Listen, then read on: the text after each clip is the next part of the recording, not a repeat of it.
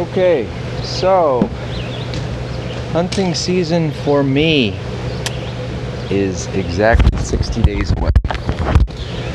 So at this point, I actually start focusing on hunting season, and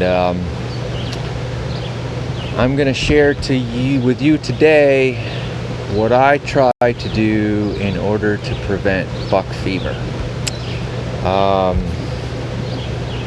I shoot a lot. I'm a pretty good shot, but when buck fever kicks in, if you don't have somewhere to go mentally, you're in deep doo-doo. Your body wants to get the shot over. It's a nerve-wracking experience.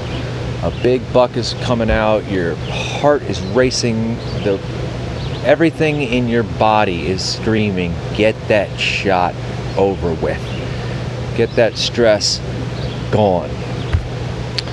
So you're gonna tend to shoot too soon, or maybe not get all the way to full draw and release that arrow.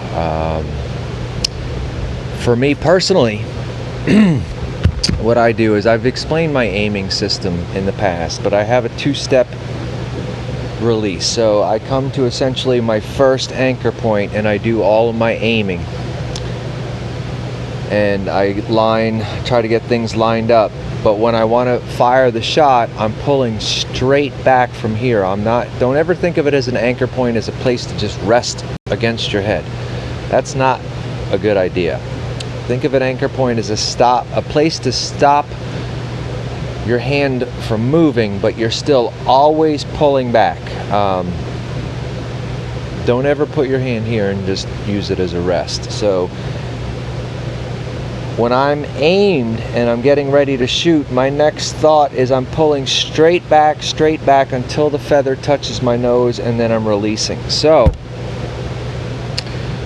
when I see a buck come out, or any deer, I still get excited when I'm shooting does. So buck fever isn't probably even the best word. I get excited when I even see a deer, let alone if I'm about to shoot an arrow at one. So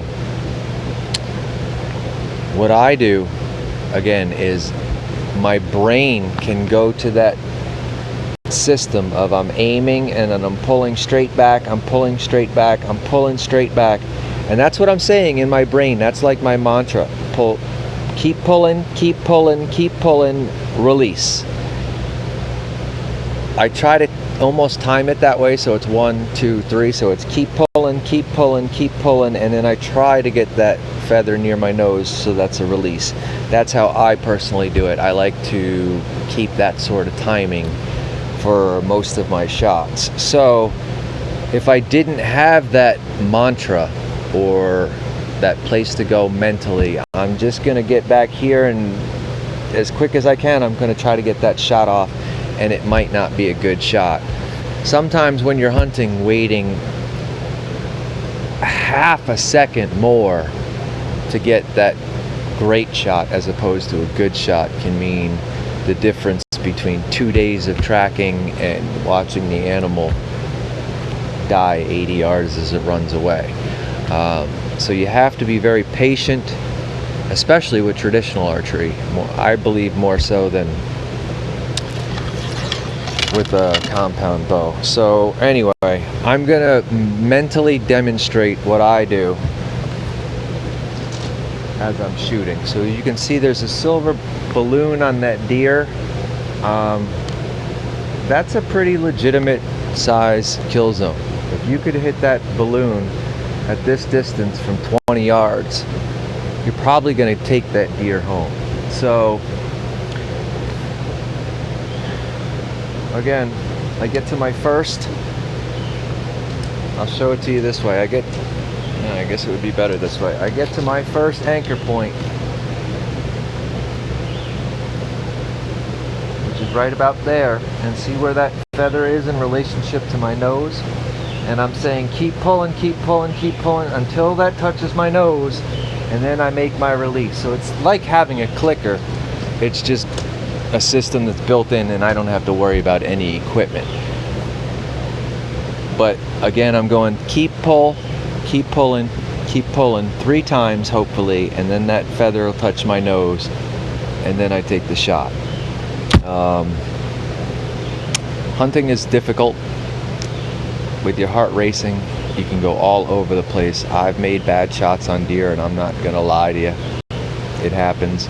I try to do everything that I can to prevent it, but it does happen. There are a couple shots I've made on deer where I didn't bring that deer home. So anyway,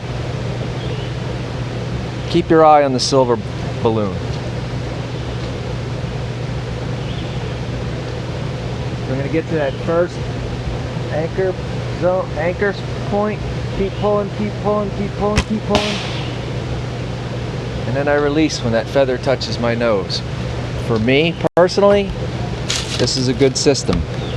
It keeps my mind from jumping to too many steps before I need to release. So, I don't know if this video helps anybody, but I hope it does. You want a mental mantra, somewhere for your brain to go in these stressful situations, and it should help you in the long run.